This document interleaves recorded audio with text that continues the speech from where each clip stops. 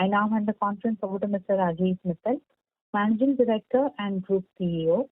Thank you, and over to you, sir. Thank you. Dear friends, good evening. Let me first welcome you all to the earning call post announcement of Q4 FY21 results of Viatec Wabag Limited. Joining me today for this earnings call is Mr. Sandeep Agarwal, our Group CFO. We hope you all had a chance to go through the results update. The world, especially India, is going through a tough phase on account of second wave of COVID-19 pandemic, which has taken heavy toll on livelihood and also on lives. I wish you all the best of health, and let us all hope that we get through the second wave of pandemic and emerge as more resilient, global, and much more economically and environmentally responsible. At Wabag, we have taken all necessary health and safety measures at our sites as well as in offices to ensure good health and well-being of our employees and laborers. Our endeavor at Wabag has always been to be amongst top 3 global water solution provider. I'm extremely happy to note that Wabag is now amongst the top 4 private water operators across the globe, ensuring safe and clean drinking water as well as sanitation. This is indeed a proud moment for all of us at Wabag and also all our stakeholders. At Wabag, health and safety is of paramount importance and is an integral part of our culture.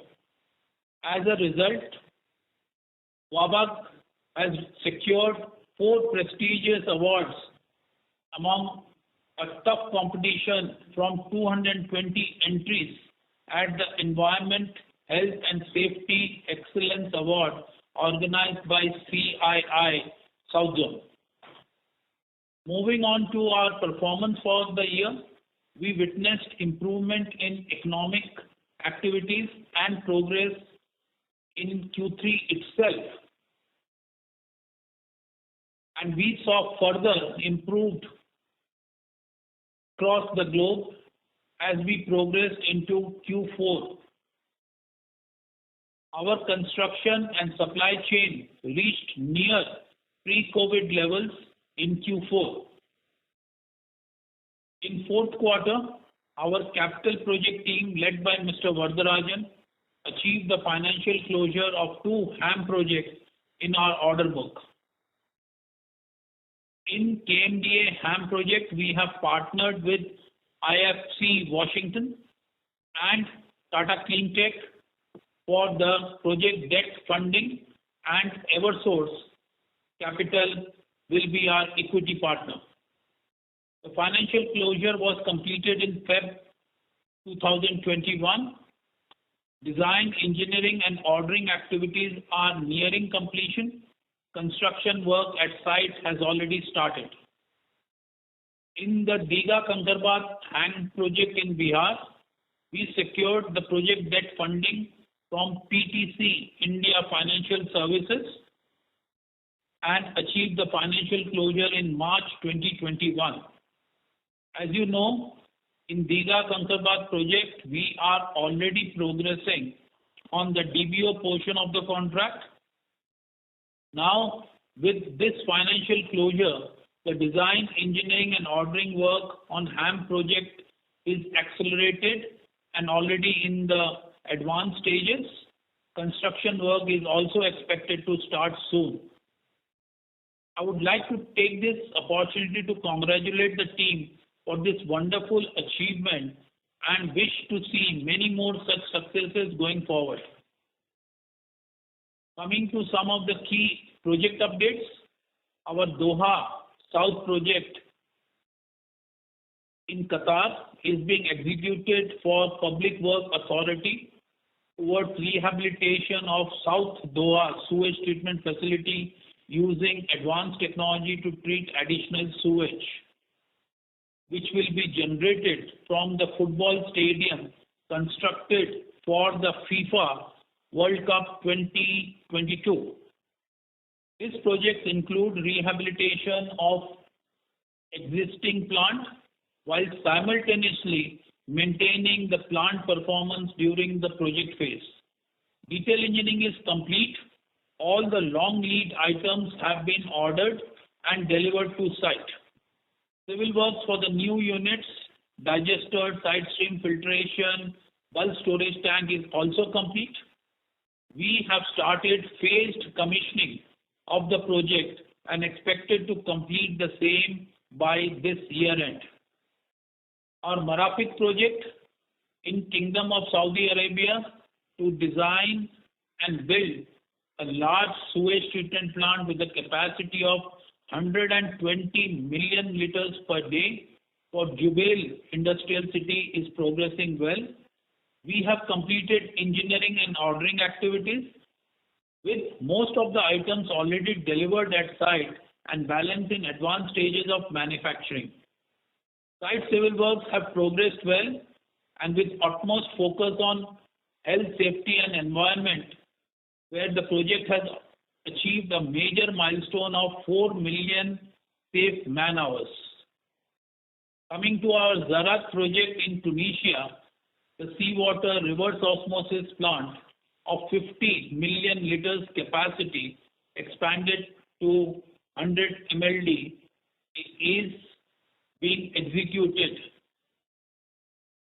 The project is progressing well with engineering and ordering nearing completion. Civil works at site are at peak. Equipment deliveries and installation has commenced. Delivery of intake and outfall pipe at site has also been completed. At our 300 MLD independent sewage treatment plant at New Jeddah Airport in Kingdom of Saudi Arabia, which is being built with the state-of-art Nereda technology for first time in the region. The project is progressing well amid global pandemic climate. We have achieved approval of basic engineering packages.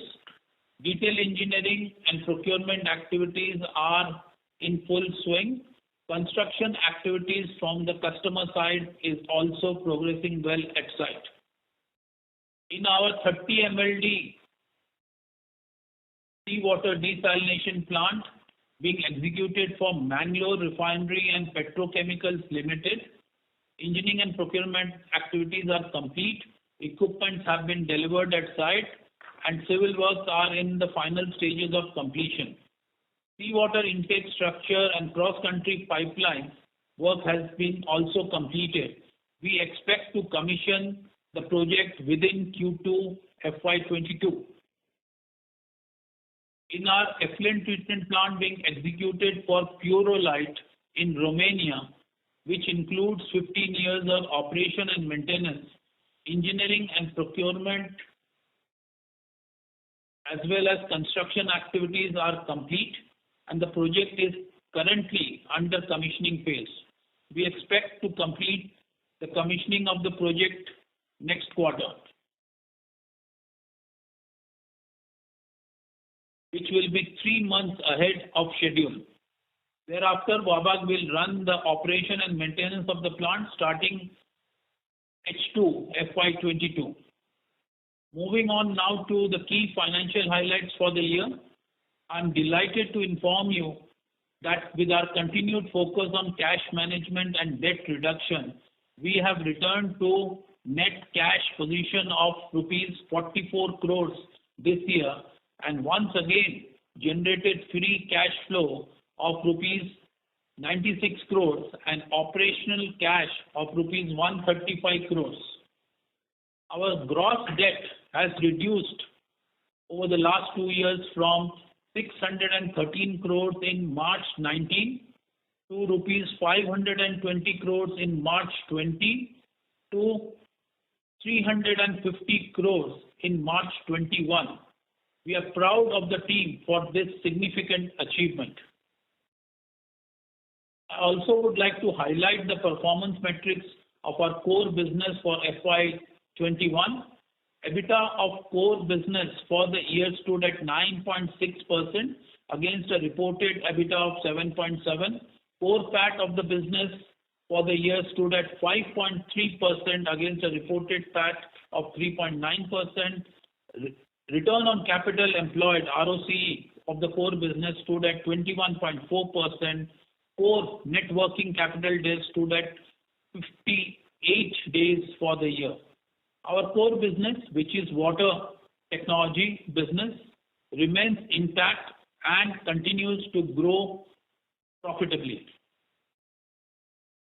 With a high quality of order book, close to 10,000 crores, and also an excellent order pipeline visibility, we are confident of another good year's performance to generate value for our stakeholders in our growth story. I would like to express my sincere thanks to our direct and indirect employees and all the stakeholders, including our customers, suppliers, investors, and bankers, for their continued support, especially during these pandemic times. I would now request Sandeep to take you through the financial highlights for the year. Over to you, Sandeep.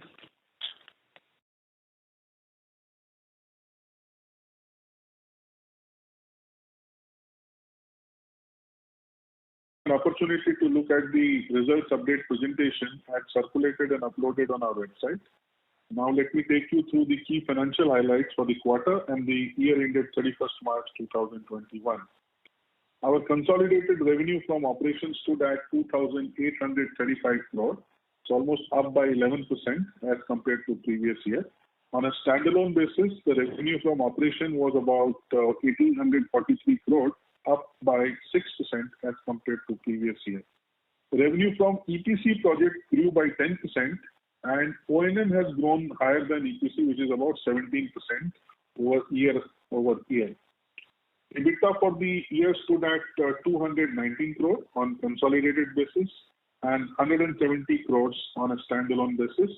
Our EBITDA margin, excluding forex gain loss and divestment gain what we had last year, has largely remained intact on year-on-year basis. Profit after tax attributable to owners for the period stood at 110 crores on consolidated basis, up by 21%, and at 73 crores on standalone basis, up by 24% from the previous year, representing a profitable growth. For the quarter, our consolidated revenue was 1,000 crores, a 27% year-over-year growth, and standalone revenue was 700 crore, a 42% year-over-year growth. As it has been our endeavor, we returned to net cash position of rupees 44 crores in FY21. Our gross debt has reduced by 33% from March 20, and our net interest cost by 48% on consolidated basis on account of significant debt reduction. Our net working capital stood at 97 days. Debt reduction has been a prime agenda of the management to improve the liquidity level of the group, and our efforts are showing the expected results. Continuing our focus on cash management, we continue to generate free cash and operational cash for the second consecutive year. During FY21, we generated free cash of 96 crore on consolidated and rupees 69 crore on standalone basis, and positive operational cash flow of 136 crore on consolidated basis and rupees 105 crores on standalone basis. We thank our bankers, vendors, investors, and other stakeholders for the continued support extended to us during the year and going forward. With this, we open the floor for question and answer. Thank you. Thank you very much. We will now begin the question and answer session. Anyone who wishes to ask a question may press star and 1 on your touchtone telephone. If you wish to remove yourself from the question queue, you may press star and 2. Participants are requested to use handsets while asking a question. Ladies and gentlemen, we will wait for a moment while the question queue assembles.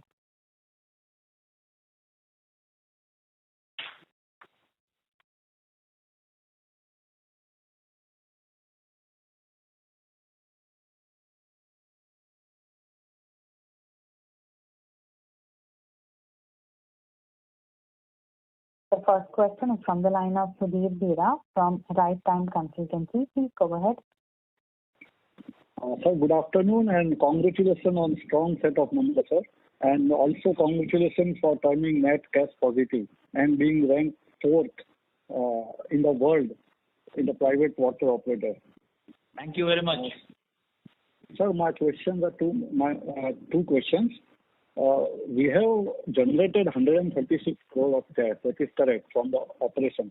But last year it was 244. So it is a muted cash flow from the operation this year. And sir, how do you see this receivables moving? Because if you take current, non-current and due from one of the customers, which we know, so it is amounting to almost 2,900 crores, sir. 1,349 crore from the current receivable, 547 non-current receivable, and other assets. One receivable which is classified into other assets is almost probably maybe around 1,000 crore. So how do you see these receivables are moving going forward? And other question is, since the input costs have gone up, so how do you see your EBITDA moving forward? Okay. First, thank you for your appreciation. We do appreciate that. Second thing about your receivable, I think if you would compare the same numbers what you highlighted this year versus last year, you would see there is a net movement positive that though our top line has gone up by almost 11%, but our receivables have come down by more than 100 crores. Rightly you said under the different buckets. One, you're saying in the assets, other assets. These are, being a EPC company, there's always some progress cost which we cannot bill. It is not a billed receivable. We don't bill that, and hence this is not a receivable. It's just the progress cost which we have, which we will collect in the coming months and quarters. As we bill, we will collect that. The other part of our business is always a retention money. And this retention money you see in most of the contracts during the execution, client deducts about 5 to 10%.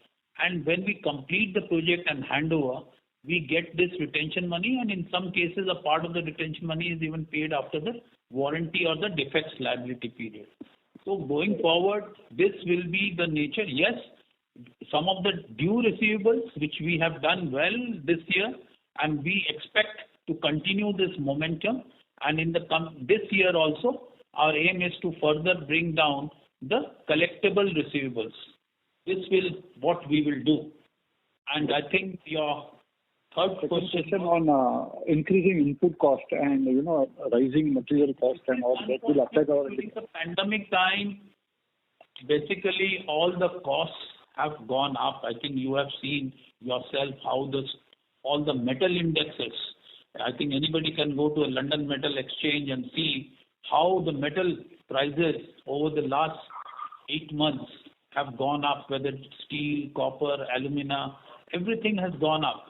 But most of our contracts also have a escalation clause, and we get compensated, if not fully, a substantial part of our increase is compensated by this escalation formula. So going forward, if this continues, which we don't think so, because we believe all the factories are starting production, China exports are coming back. So we expect this escalation in cost will be now controlled and it will start moving down. But as I said, even if it remains high, we are covered to a greater extent by the escalation formula we have on our contracts. Great, sir. Thanks, sir, for the opportunity and all the best. Welcome. Thank you. We would request the participants to please limit your questions to 2 per participant. The next question is from the line of Mohit Kumar from DAM Capital. Please go ahead. Good afternoon, sir. And congratulations on a very good performance in a very, very tough year. So my first question is, sir, are you willing to give any guidance for FY22? or you are refraining from giving any guidance given the environment? I think the second part of your question is what we will go with, because under this circumstances when you don't know even next month what is going to be. So there's no point in giving a guidance for the year.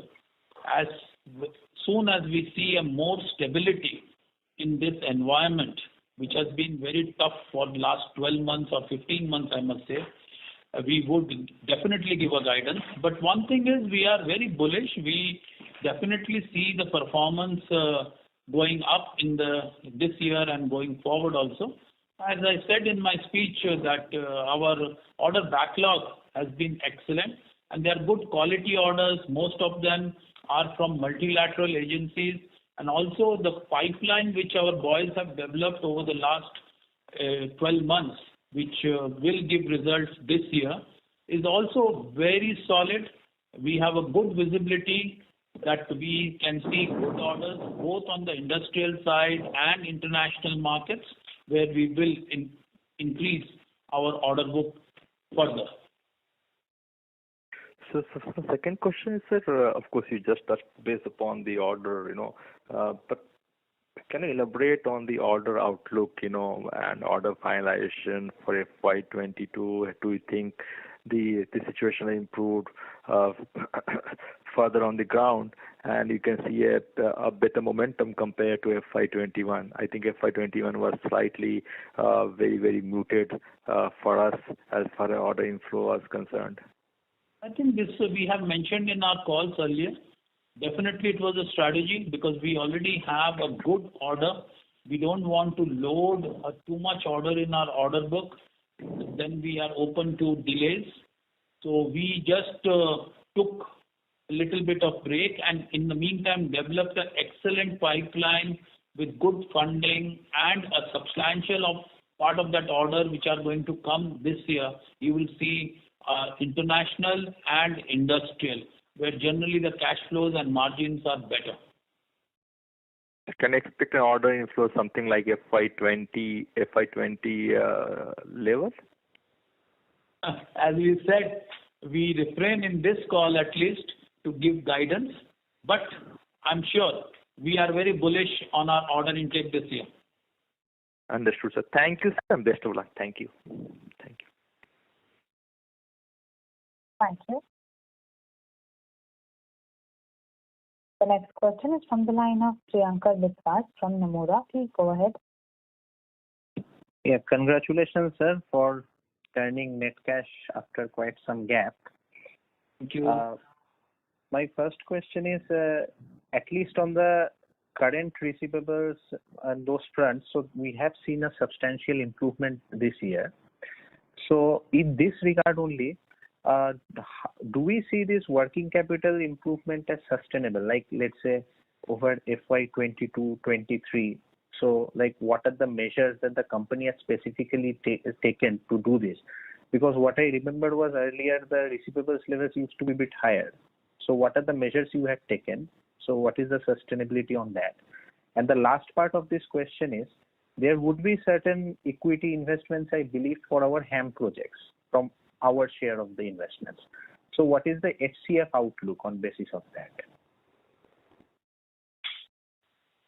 I think the first question, if I may respond, on receivables, you have seen it, and I think the earlier participant also asked a similar question and my response.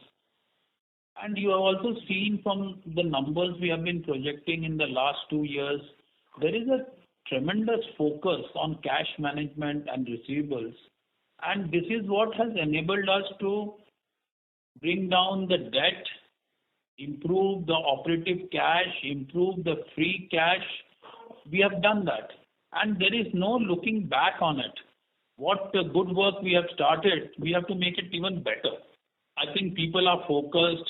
We have put that as one of their KPIs, that they have to collect cash and each project has to be cash positive. We have to negotiate that payment terms and also go ahead and collect cash on time. I think the boys have been doing a pretty good job over the last 2 years, and I assume this will become part of the DNA of the organization, and going forward, definitely this is sustainable. Now, regarding your equity, we have always told you, and we want to remind if we have new participants here, that we have always been a asset light company. And we want to continue this journey going forward as an asset light company. Now, because there were some opportunities, especially coming out from Namami Gange, where they introduced this model of HAM. Being a leading company in the country and also globally, we didn't want to give up this opportunity first to clean some of our rivers, which we think is a social responsibility for a company like us.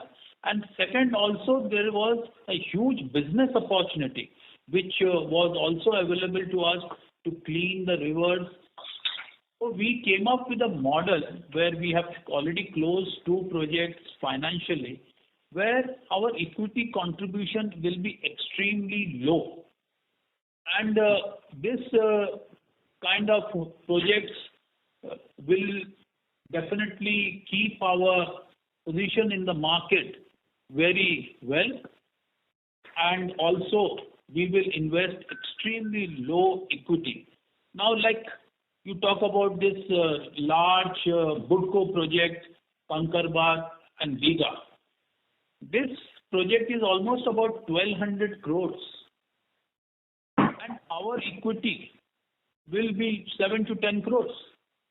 So you can see on a project of about 1,200 crores, where we are going to do EPC and O&M for 15 years, our equity is going to be 1 to 2%. Same thing with KMDL, where our equity will be 15 to 20 crores for a project of the size of about 400 crores. So all this we have structured in a way that we don't invest a lot of equity. At the same time, we remain participant in this project and do our EPC and O&M projects. So, sir, that was quite a comprehensive answer explaining the nuances. And if I may touch upon this, I know you are not giving a sales revenue guidance as such, but it seems that this quarter you had done like almost close to 10 billion. Last time it was like 8. At least something of this sort of quarterly run rate can reasonably be maintained. Will it be wrong to presume that, or is it a right understanding? I think you are very experienced. You have been following this company for many, many years now. So I don't think I can make any comments on your assumption. You just have to go by the past track record and see how good is our order book, how our execution is getting the traction, and you should make your judgment. And I'm sure your judgment will not be wrong.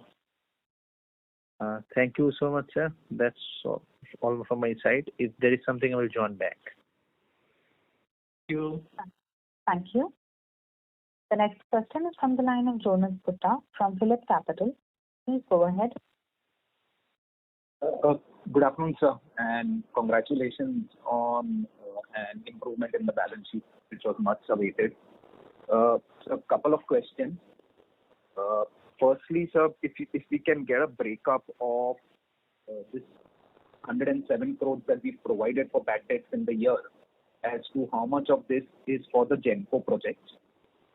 Now, if we were to look at a 3 or a 4 year period, sir, we provided in excess of 300 crores in form of bad debts, which now sort of total up to almost 3.8% of sales. Now, going into FY22, do you believe that most of the hit that we were to take on either Genco projects or the other projects is largely behind us, and the bad debts as a percentage of sales should now go back to the historical averages of about 1 to 1.5%? That's the first question. I think Jonas, you have been tracking this company for a long time, and you did mention about this. So I think our run rate is still in the range of 1.5% to 2%, without Genco. And we think this is sustainable for a company of this size with multiple geographies, what we have been doing over the decades. About 1.5 to 2% is a good number, what you mentioned. And I think as we go along, Genco will become insignificant, so there's nothing more we need to provide on many years to come. Maybe still something more depending on the outcome of some of the legal issues we have. But other than that, I don't think you're wrong in saying that we were always in the range of 1.5 to 2%. I think we should get back to that range. So, sir, out of the 427 crores of receivables that we have from the Gencos, which are mentioned in the notes to account, how much of these have now been provided for, sir? See, what we are saying, and that is also we have given you a breakup. See, clearly these things are at the legal thing. And you know for last year and a half, there is nothing has moved at NCLT or in Supreme Court where these cases are, and also at one of the execution sites where the site has been closed for last 1 year because of various issues related to COVID, which we expect that this week we will restart as the state is coming out of the lockdown, and we should be able to start that. We expect also the Supreme Court and NCLT should start working within this week, and as soon as it works, I think we should be able to achieve that. My second question was, if I were to look at your receivables, the reported receivables of 29 billion, and take out these 400 odd crores on account of Genco, we are still at about 325 days of receivables. While that has come down because last 2 years average was about 375, 380, which is commendable. But where do you think that this should normalize? Because I'm sure you're not comfortable even with 325 days. As I explained, Jonas, to the earlier participant, I don't know whether you were there on the call that time. I think clearly there are, part of it is not even receivables. These are retention monies, which are maybe during the year, or some of it over the next 1 or 2 years, they will become receivable as we complete the project and as we complete the warranty period. Okay? So almost a bulk of it will get into that category. At least 1/3 or at least 30-35% of that is just retention. The other part is a progress cost, which is not even something is billed, and because we are progressing over the next few months or quarters, we will bill and collect that. So our collectible receivables are maybe only 1/3 or 40% of it, and that's where we are completely on focus, and we have reduced that substantially, the collectible receivables. Going forward in this year also, you will see the collectible receivables will keep coming down. Sure.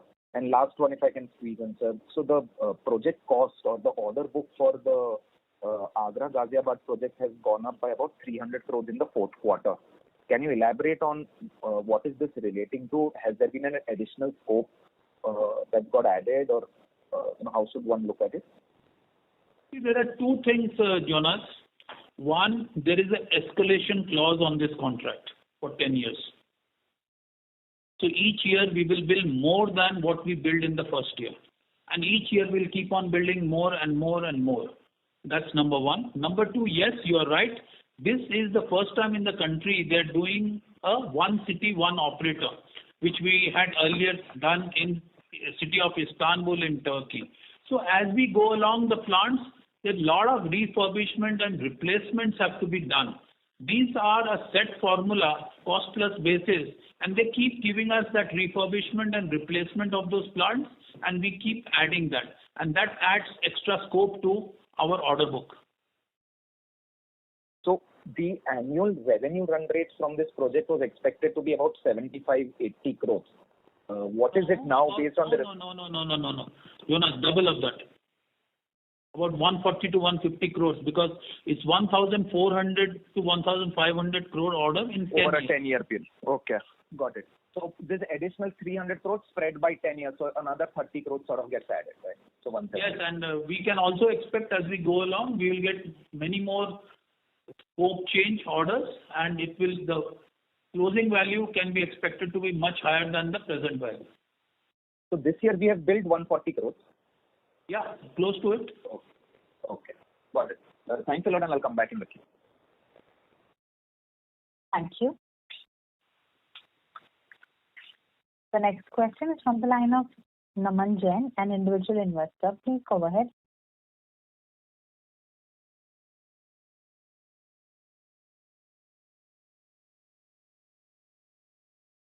Mr. Jain, your line is in talk mode. You can go ahead, please.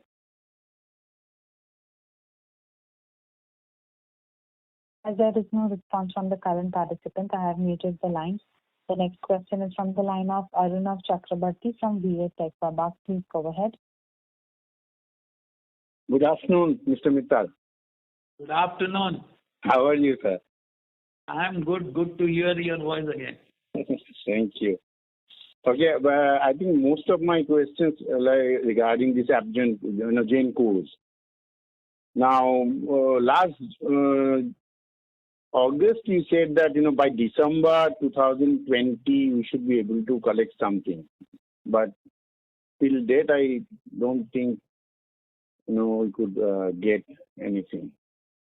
So I don't think I need to answer. You know the answer yourself. Yeah, I know, but is there any chance, like once the court opens and all, can you keep some hope on this? I think we are fully convinced. Okay. That as soon as the court opened, we will definitely handle it, and don't worry. I think okay. we will. Okay, and then and in the next call we'll be able to share some good news. Oh, thank you. And second is my pet question, like Chennai Desal project. That JICA and municipality of Chennai, that Desal project, no? That. Yes, I understand. I think so, definitely you will be happy that your company, as VA Tech Wabak, we are one of the 4 qualified bidders. Their pre-qualification process is over. Okay. We are one of the 4 qualified bidders, and we are now expecting for RFP to come, which we hope, now the elections are over, the RFP should come any moment, and we are very hopeful that we will be able to do well on that. Yes. So, do they declare the L1 contractor? No. This is only RFP is still not come, so we have not submitted our bid. It's only pre-qualifications are completed. Oh, pre-qualifications. Okay. Three-stage process. First is pre-qualification, then the technical bid evaluation, and finally the price bid. Okay. So what sort of time we can keep it in mind? Like we are thinking that it should get finalized in Q4 of this year. Q4. Okay. End of the year, financial year. January, February. Correct. Okay. Thank you. Thanks a lot for and congratulations on the performance of the company. We are improving day by day. Thank you. Thank you. Thank you. The next question is from the line of Kaushik Poddar from KB Capital Markets Private Limited. Please go ahead. Yeah, see, this bank charge nearly forms around 1.8% of your turnover. With the improvement of your finances and the rating, do you expect this charge as a percentage to come down? Yeah, I think, is it 1.8% is a total charge or bank charge? Yeah, I think 54 crore is the charge on a turnover of around 3,000 crores. Is it only bank charges or it's including the interest? 42. So it's the bank charges, you're right. 7 crores. I think if the two things very correctly you have said. One is the rating of the company. Yes. We have seen the rating has gone up during the last year. Yeah. Which definitely helps us to bring down the bank charges. But on the other side, the company's order book has gone up substantially, which also we have to give higher amounts of bank guarantees both for performance and advances, which will also increase our bank charges. And this also has a lot of overseas contract where we have a double bank charges because the Indian bank gives it to a corresponding bank in that country, and that corresponding bank on that country gives it to the ultimate customer. So if there are international jobs, the bank charges will be almost double of that of Indian contracts. So as we get more and more contracts and more international contracts, this number is expected to go up. So can we take it that it will earn 1.8%, or it can come down as the turnover goes? I think around that should be okay, because 1.8% of 2,800 crores, yes, it is about 1.8%. You're right. I think you should, if you're doing modeling, it's a good number to stay with. Okay.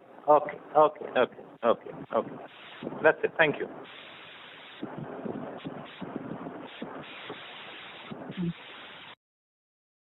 The next question is from the line of Ranjit Sivaram from ICICI Securities. Please go ahead.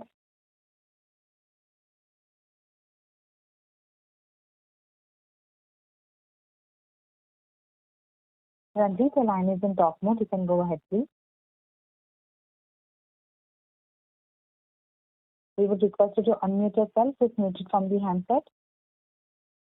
Yeah, am I audible now? Yeah, much better. Yeah. Sir, just wanted to congrats on good set of numbers. Good to see the cash flows coming back. But when I analyze your cash flow, it's largely because of our increase in payables that we are still able to manage the positive cash flow. So if you look at the other current assets have been actually increased. So I disagree, Ranjit. You can see from the numbers we have given, the payables at last year was about 800 odd crores. Okay? And then it is 62 crores. So in the cash flows, actually the payables have resulted in this positive cash flow from Just 1 minute, let me get the balance sheet.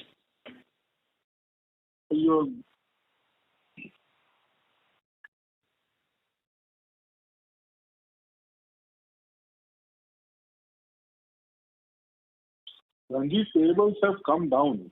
It has not gone up. Maybe if you look at the overall cash flow statement, in that if you look at the trade receivables have increased 78 crore, other financial assets increased 57 crore, and other assets have increased 132 crore, while your payables have increased, and both your payables and other liabilities have increased, and that has resulted in this positive cash flow. I'm just reading out your cash flow statement you have reported. So, and compared to this, it was because of this other assets improvement that you have actually seen the cash flow generation much more. Like you had a 81 crores of cash flow operation last year, and this year it is only 167 crores. So that's what this other assets. Ranjit, I have the numbers in front of me now. I'm sure you also. Now, if you see the non-current payables is at the same level for a higher turnover, higher sales. Okay? It was 136 crores, now it is 131 crores. So non-current payables have come down slightly from the last year, from 136 to 131. If you go to the current payables, if you take both for small enterprises and large enterprises put together, we are more or less flat. We were 1,614 last year, and now we have 1,635. So the payables have not gone up. Even our top line has gone up. Sir, I am reading out your cash statement that you have reported in the stock exchanges. But just look at the balance sheet. Now it's straight coming from the balance sheet under the current liabilities and non-current liabilities. That also we have put it to the stock exchange. Yeah, yes, sir. The But numbers then, I'm reading from the balance sheet. If you want, I will go to the cash flow statement also. so because there is a increase of 132 crore in the other assets.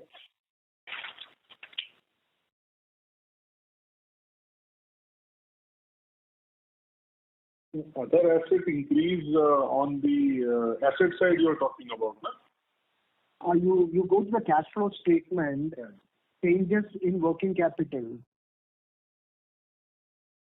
There is a 132 crore increase in other assets, while your trade payables, there is a increase of 62 crore, and other liabilities, there is an increase of 43 crore.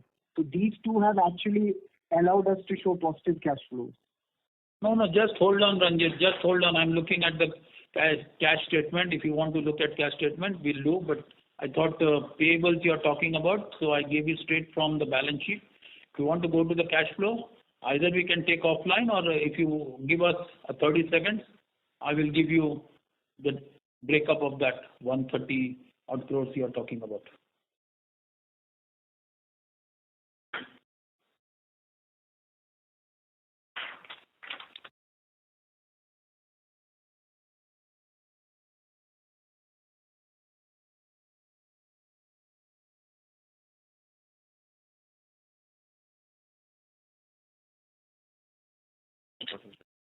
See, if you're talking about this 62 odd crores, which is payables, from the last time the delta was 80 and this time is 62 crores. And if you go to the other assets, last year we had actually been positive 156 crores. In compared to that, now it is negative 132 crores. That means that much of other assets have increased, which has actually impacted our cash flows. Oh, no, don't worry. You want to take it offline, or you want me to take the details and give you that? No, I'm fine. I'll do it offline. No problem. I just wanted to I think get I'll an tell idea. Karan to call you, because it's clearly what we are talking about. If you take into the payables, which is 62 crores, is basically the forex element has almost 50% of that. Where is the forex movement? That is the reason you're seeing that 62 crores. On 132 crores, also I will give you a breakup. But coming to very clearly, the payables have definitely come down, and the right place to see is our balance sheet, where it shows that even for a higher top line, our payables are low. Okay. And sir, if I look at the, if I try to look at the last reported order book breakup and current, is there any realignment, or is there any orders that you have taken off, or some readjustment in the order book order intake? Yeah, it has, because these are all dynamic orders. Some of this are item rate orders. If some of the portion is not getting executed, we always adjust, as somebody was asking earlier whether it is gone up. So both movements we do. If it goes up, we add to it, and if it comes down, we reduce it. So there is any particular no cancellation. There is nothing. Not a single order is on hold.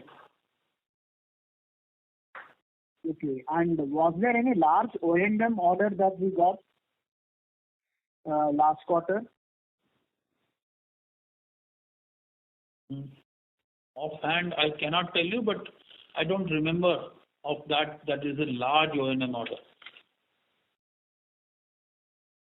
Okay. And lastly, sir, regarding our margins, for us once more, like if you can, of the order book, how much is fixed price contracts and how much is variable price contracts, so that we'll get some idea that this portion of the order book is safe and the other portion can get impacted. Orders have a variable price index, because these are generally more than 2-3 years, and we have always a variable price index, and these are all multilateral orders.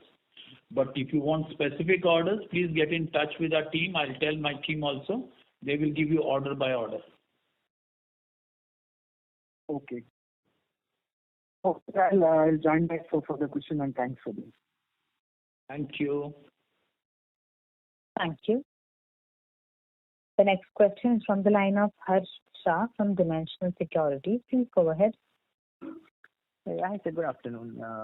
So when I look at your EBITDA margins on standalone and control basis, so I see that that our subsidiaries are drag on the margins, because for full year FY21, our standalone margins are at 9.2%, while control are at 7.7%.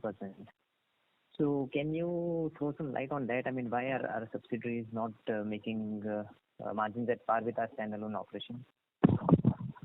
It's not a right way to compare this because some of it definitely is the type of projects and the timing of the projects where you have this EBITDA.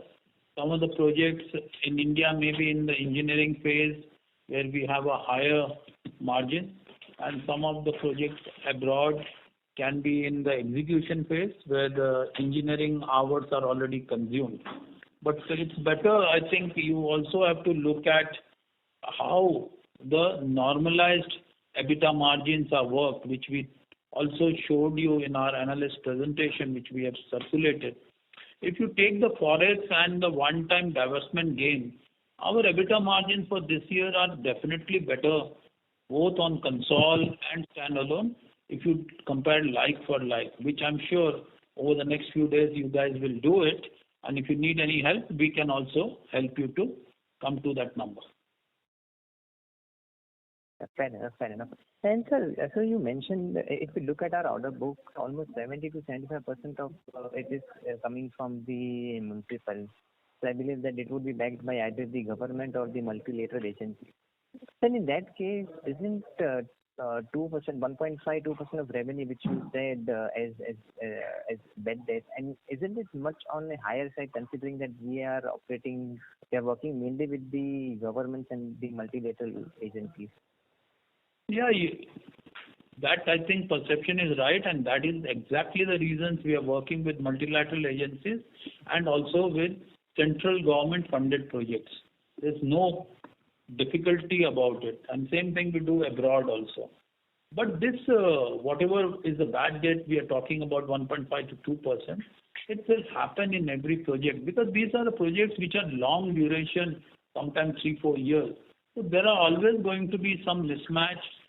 What we believe we have billed and it's due to be paid, during the certification we get into a discussion with the client and they do not certify 100% of our work. So over the period of time, this discussion goes on, and towards the end, we settle for something where they agree to our claims to a certain extent, and some of this we agree to them that they will not pay us. So this is the nature of the business. I think going forward also, these things have to be done. If there were other things, you can see some other companies will be providing much higher, but we have been always in that range, and going forward also we will remain in that range. Okay. And just touching upon the cash flow statement, once again, sorry for harping on that same line item, which is the increase in other assets. So because the delta itself is quite huge, from positive 156 crore to negative 132 crore, it's almost a delta of negative 285 crore. Now, just for broader understanding, is this because of the year-end accounting? I mean, because our project got delayed by 3-4 months because of the pandemic, and we accounted for these projects late, and because and that's why we are seeing that lumpiness in the in that amount. Because I believe when we say that it is the work which is done but we have not billed, our money gets blocked there, regardless of whether we have billed or not, and that takes a hit on our cash flow. So just want to understand the time lag between recognition of this amount and eventual receipt of the same. See, I think in a construction contract, there's always going to be a time lag. Like you buy a steel, you buy cement, you buy some pipe. You cannot convert everything into a building overnight. You will have to give some time to convert that steel, cement, all that into a structure. And you can only bill when you reach certain milestone of that structure. So there will always be a time lag between when you pay to get the raw material and when you convert to a billable item. And that is the nature of the business. It will continue. And I think the earlier question which Ranjit, I'm sure he's online, he's getting, my team has given. See, on that, there's a supplier advances because of the increased activity of our execution. There's almost about 35 crores of supplier advances we have paid. And also what suppliers have given us bills for GST, there is an input credit of almost about 60 odd crores, where we have an input credit of 60 odd crores sitting as an asset for us, but we are not able to convert into a payable GST and take the advantage of the input credit because our billing is having a time lag. So about 60 odd crores is sitting as a GST input, and 35 crores is sitting as advance. And there is this Ganga STP, which we talked about, the KMDA HAM project. We are going to be a minority shareholder. Temporarily, we have done some work of 40 crores and taken some advance. So it is sitting in as a payable. Okay. But next quarter onwards, the equity shareholder will put in equity and he will be a majority shareholder. So this 40 crores will disappear from our balance sheet. So it is only a very temporary that this Ganga STP, which is the KMDA HAM project, is sitting in March. But when we go to the next quarter, it will disappear. When you see the September results, this will not be there. So this is a very temporary thing if you are just picking up the difference of this 132 crores. But as I've told Ranjit, and I repeat, if you see our payables are very much in control and lower, if you see the top line has grown by almost 11%. Okay, and just to cut this discussion short, so we have already recognized these other assets, that is the work has already been done, and from here on we will largely see unwinding of this amount, right, as we start receiving it from the relevant authorities. Absolutely. I think as we bill, we will be able to take the input credit of GST. As we do work, the advance we have given to our suppliers and contractors, we will be able to liquidate because every RA bill we will adjust the advance. So yes, going forward, this will come down. Understood. Thank you so much, sir, and all the best. Thank you. The next question is from the line of Manish Maheshwari from AUM Capital Market. Please go ahead. Hello. Yeah. Sir, congratulations on very good set of numbers. Sir, our margin trajectory as of now is 7.6, 7.7%. Over, say, next few years, are we kind of aiming to achieve a margin trajectory of at least 2 digit in maybe say 2 to 3 years, absolute margins? I think we have said this in earlier calls also. That is what the team is working to, and I think we are very hopeful that going forward, this is the level the company should be. Okay, so is this achievable and fairly pragmatically achievable and fairly doable in next maybe 2 years? Yeah, definitely. It is achievable, and you have seen also in this result that even on our core EBITDA, we are already at instead of 7.7, if you take this other non-core business, it's at 9.6. So going forward, the water business is at that, and I think we definitely is achievable, is my answer. Okay. So my second question is that our business is more tilted towards municipal side, right? And the industrial side is I mean, the contribution of the industrial side is low, right? So I'm also, I'm also sure that we are kind of endeavoring to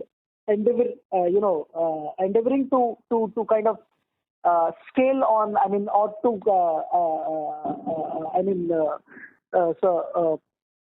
increase on our on the industrial side, but the problem, sir, with the municipal side is that there is always a risk of kind of a delay and default in payments, right, from the likes of municipal corporations, etc. So are we kind of endeavoring to advance upon our industrial business? See, first thing, your second question first. See, as we have explained to you, even the municipal business, we don't take any business which are state funded. You can see from our order book, they are ministerial. Most of it is either multilaterally funded or sovereign guarantees we have. So I don't see there is any risk of payment not coming from municipal authorities, and that has been something we have decided, and that's how our order book is having a composition of mostly multilateral and central government funded projects.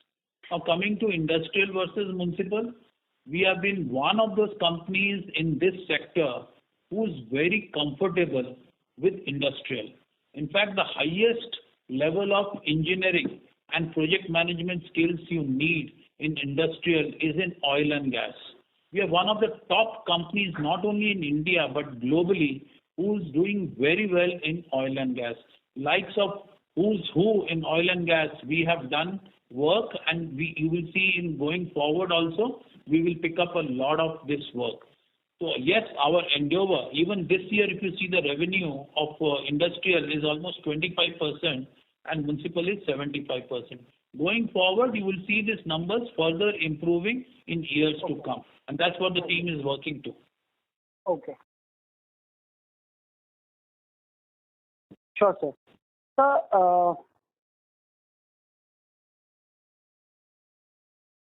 Sir, how are we placed against competition right now? From the likes of Ion Exchange, etc. I mean, if I may ask you. You're comparing with somebody or your general question?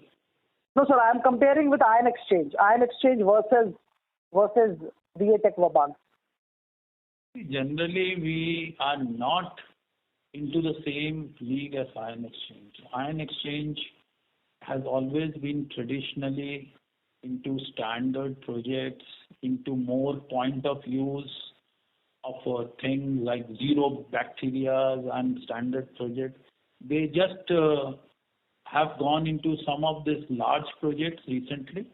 But our endeavor has always been on large, medium to large and complex projects. We don't do anything which are small standard plants or point of use or manufacture of resins, chemicals. We are not into that business at all. So we are into major and mega projects, and that is where we will continue to be.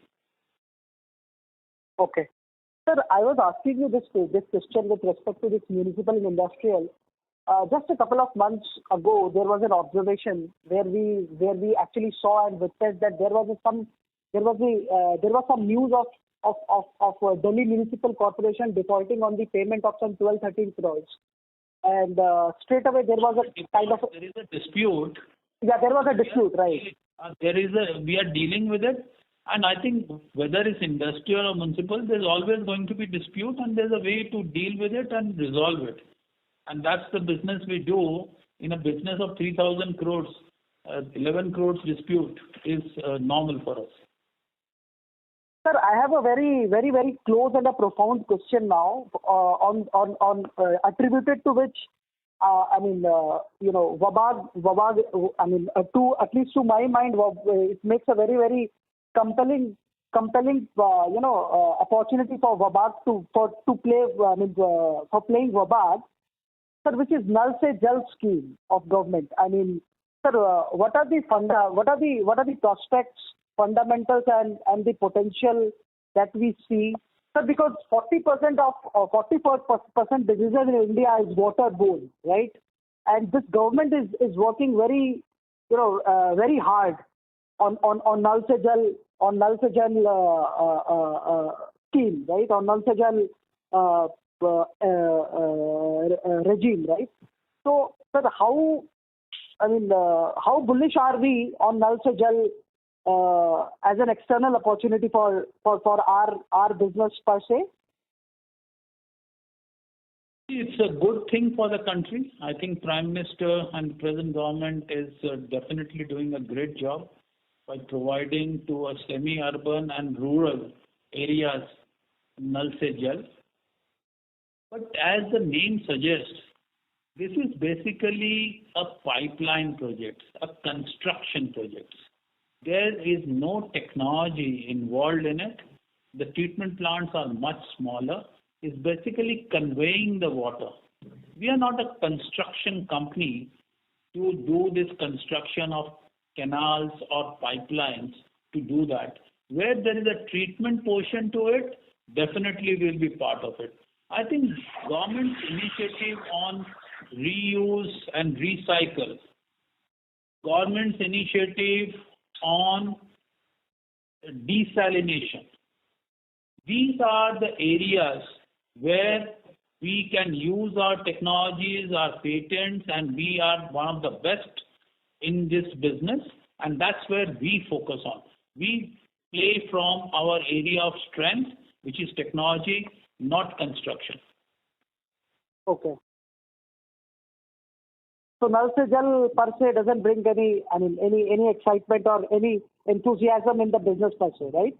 No, enthusiasm is there. As a good citizen, we always like to see our villages. So I'm asking you specifically with respect to Wabag. Yes, we have an opportunity because Nal Se Jal is also where there is no source of water. The only source of water is desalination. And if they bring desalination plants to supply Nal Se Jal, yes, Wabag is very much there. But if they're just transporting some surface water, then Wabag is not there. Okay. Sir, I have a last question. The promoter holding has been pretty low for a few years now. Sir, are we kind of going ahead? Are we kind of contemplating and dwelling upon increasing our stake, or maybe looking at creeping acquisition? I don't know. Probably we are not that rich to do that. You know, we have been a management buyout. We are doing a good management job, and acquisitions of stake is not our priority. Yes, whatever we used to have our spare money, we used to add to that, but this you will not see substantial contribution from the management. Thank you. We would request the current participant to please come back in the question queue for any follow-up questions, as we have several participants waiting for their turn. The next question is from the line of Omkar, an individual investor. Please go ahead. Good evening, sir. Am I audible? Yes. Sir, just wanted to ask the earlier question. My person has already asked this question regarding Chennai 400 MLD, a big project. Last time you said that most probability in Q1, the final outcome will come. But now you are saying it will take another 6 to 9 months to come a final outcome for Chennai 400 MLD project? And you know that in February, the code of conduct came for the elections in Tamil Nadu, and nothing happens during code of conduct. The result came and the new government is just taking charge. So that's where I think we lost a good 6 months. So because of that reason it is getting delayed? Yes. So as you said, very much it will take another couple of quarters minimum to take a final outcome, right? But we have to get the RFP, and then it takes about 4 to 6 months to submit an offer and evaluate the offer.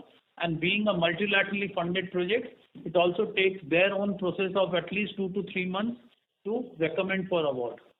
Got it, sir. Thanks for the update. Thank you very much. Thank you. We would request the participants to please limit their questions to 2 per participant. The next question is from the line of Sudeep Chatterjee, retail investor. Please go ahead. Hello. Yeah. So, I just wanted to ask you, when can we expect the company to give dividends? No? Yes.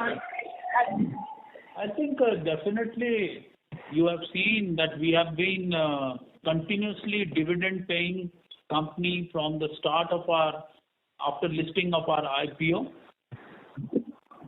Only Yes. last 2 years because of this investment in the HAM project. So we are trying to increase our business and also participate in the HAM project where equity is required. So that's the only reason. Once we are over with it, I'm sure we will start again. Okay, sir. Thank you. Thank you. The next question is from the line of Arvind Joshi from Battalion Advisors. Please go ahead. Yeah, good evening. I just wanted to get some granularity on the landscape that we are targeting in the industrial area, the kind of sectors we are looking at, kind of pipelines we see that, and would our strike rates of about 25 to 30% conversion of the pipeline stay in the industrial sector too, or we could do a little better than that? Thanks. Definitely, I think, Arvind, we will go better because of our industrial track record has been good. As I said, our competition also on industrial is less. Our hit rate has always been good, so we are expecting good orders this year on the industrial side, and this will also increase our order book on the industrial side. What could be the rough addressable opportunity that you see over the next 2 years probably? See, it's been very tricky because of pandemic. Everybody has been postponing their investments, as you have also seen. Right. So at the present time, what we have a good visible pipeline, we see a good opportunity to convert that in orders in next 2 to 3 quarters. And that opportunity would be roughly what, a few thousand crores, 2,000-3,000 crores totally in the industry? Definitely that order of magnitude. Okay. And does our industrial bouquet include the sugar industry, which would now be spending a lot of money because they are putting in more crushing and more effluent control capacities in the whole expansion schemes that are coming up because of government policies? So are we involved in sugar industries, ZLDs, or that's too small for us to play with? Exactly. That's too small and too risky. Okay. Go in there because there's always a payment risk depending on the seasonality of the sugar. So we don't play in that field. So it's largely steel and refineries, oil and gas. Steel, refinery, fertilizers. This is the area where there's a large infrastructure spending. Okay, fine. Thank you so much. Thanks and all the best. Welcome. Thank you. A reminder to the participants, anyone who wishes to ask a question may press star and 1 now.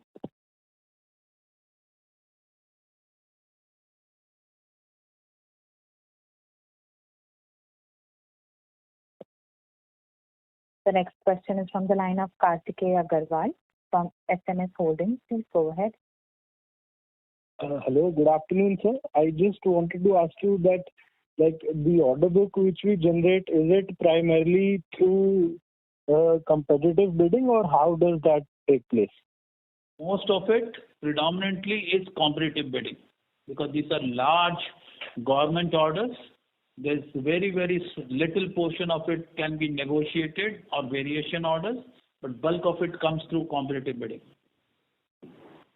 Okay, sir. And as you just mentioned that, the company has been rising through the ranks consistently, and we are now the 4th ranked company in the world. So does that also help us while bidding in terms of margins, etc., as we gain more, credence in the industry, or how does that take place? It definitely helps to build an image of the brand, which also helps in client shortlisting us for bidding and also inviting us for bidding. And that also helps us to find good partners, good financial and technical partners. And you see that we were the first company for HAM projects where in water sector, IFC Washington has partnered us and agreed to fund the debt portion of it. So these are the definitely things which help us to take a mileage of that. Okay, sir. Thank you. All the best. Thank you.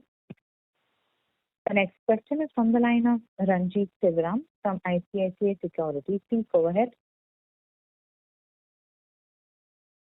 Yes, sir. One last clarification. There is a 348 crore order intake in O&M. So was there any large order, or is that something which we have year? One big order, or is it a addition of some smaller orders? See, as earlier somebody said, a part of it has come from one city, one order as a variation order and as also a escalation order from one city, one operator. This is what has come. You're talking about 348 number? Yeah.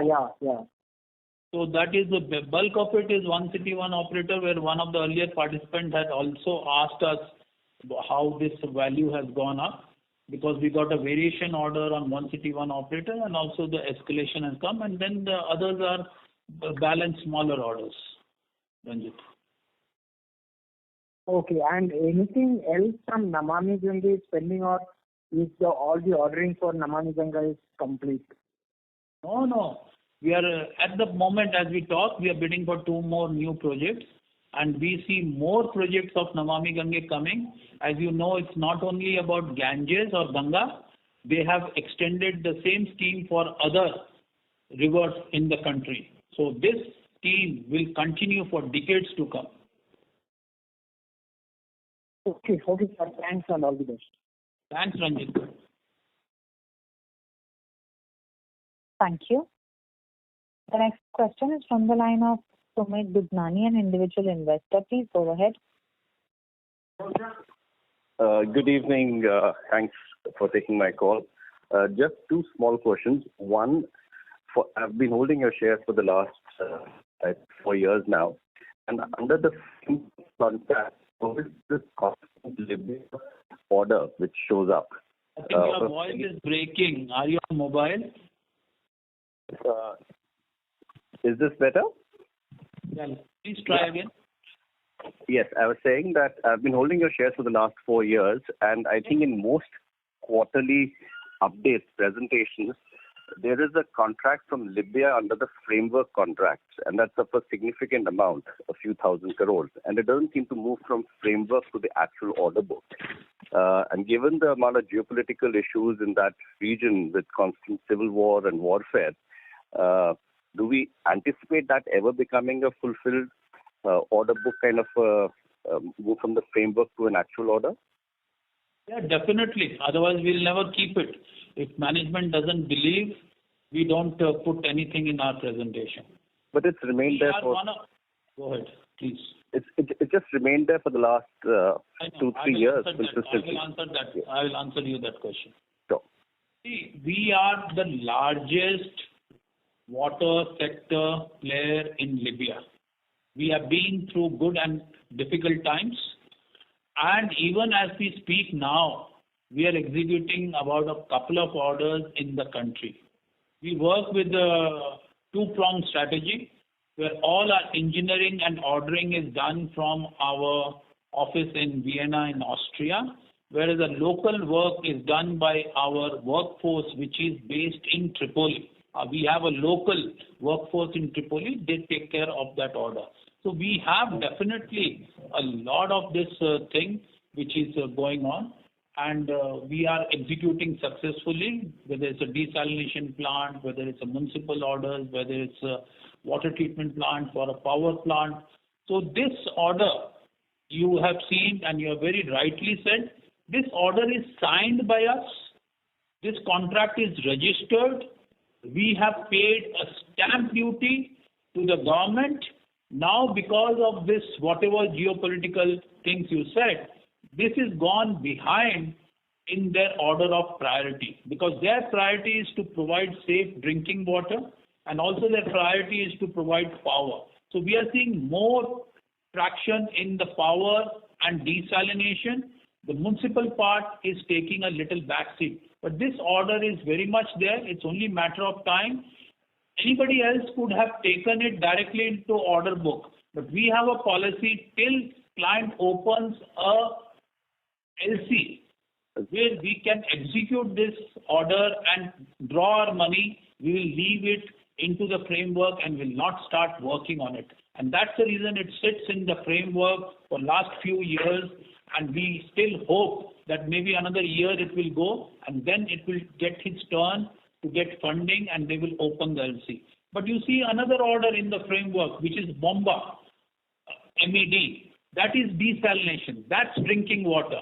This will be a LC which will open much before this HTP order.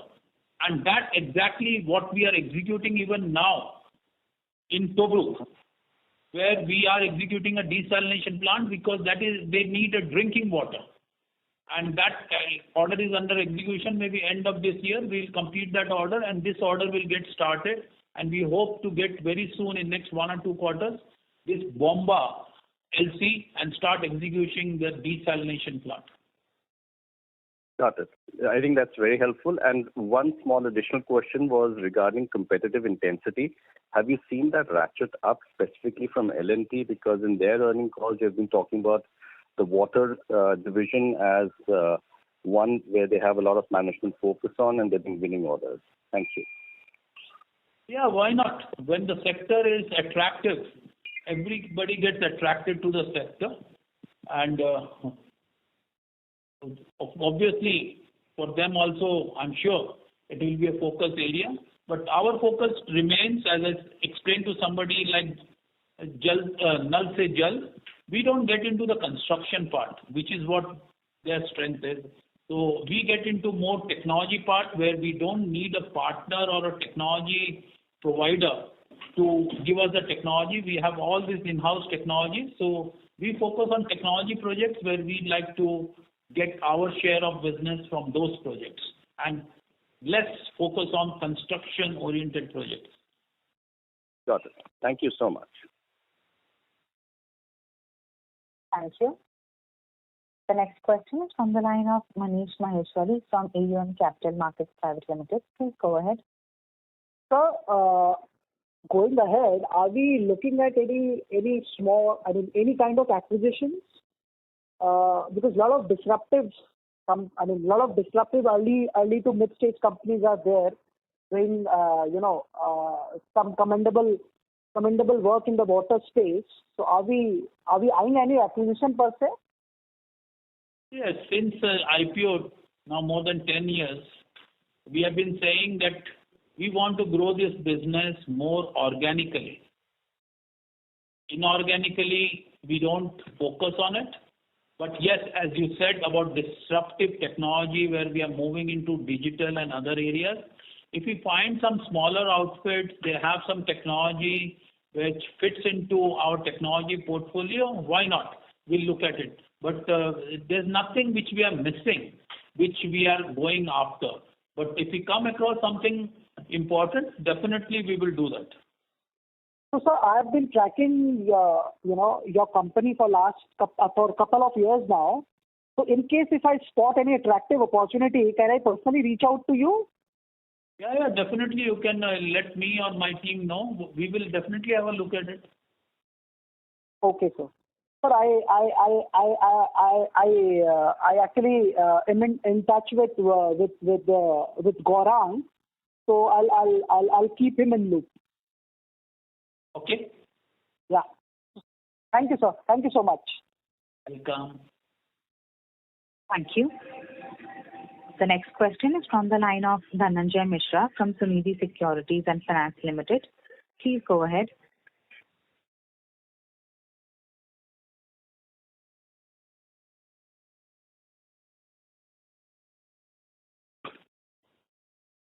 Dhananjay, your line is in talk mode. You can go ahead, please.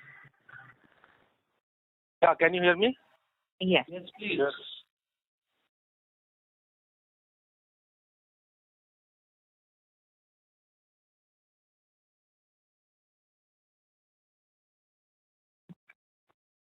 As the line for the current participant has dropped, I would request